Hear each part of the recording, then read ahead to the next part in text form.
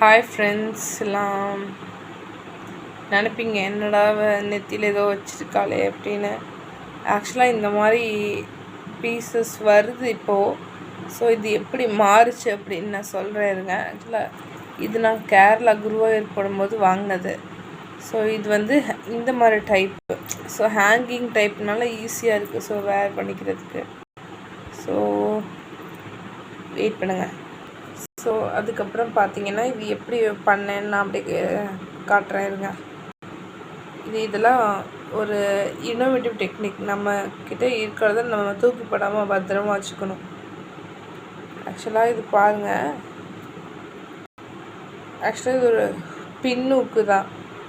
இதோட முழு சரித்திரத்தை நான் சொல்கிறேன்.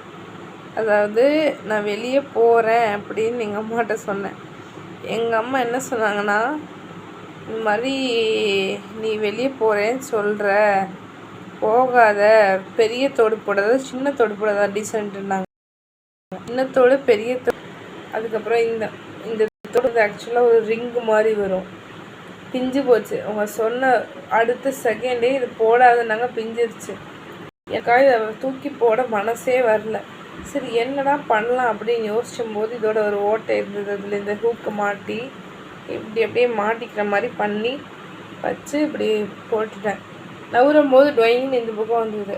சரி இதை யூஸ் பண்ணும்போது இப்படி ஜஸ்ட் ஒரு பின் பண்ணிவிட்டு அது மேலே அதில் கொஞ்சம் பின்னுக்கு எடுத்து இப்படி குத்திட்டு அதுக்கப்புறம் அது மேலே ஹேர் பின் கொஞ்சம் நிற்க வச்சுட்டு அதுக்கு மேலே ஹேரை இப்படி பண்ணிடலாம் அப்படின்ற மாதிரி யோசித்து நான் பண்ணது. நிறைய பேர் இந்த மாதிரி தோடு பிஞ்சிருச்சுன்னா டக்குன்னு இது பண்ணுவாங்க. நான் யோசித்தேன் க்ளூகன் வச்சு ஒட்ட வைக்கலாமா, ஏதாவது பண்ணலாமாண்ணா.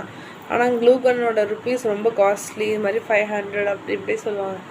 சரி ஏதாவது பண்ணணுமே அப்படின்றதுக்காக நான் வேஸ்ட் பண்ணாமல் அப்படியே வச்சுருக்கேன். So let's see in future இது யூஸ் ஆகுதா அப்படின்றது பார்க்கலாம். Okay friends, bye, meet you later.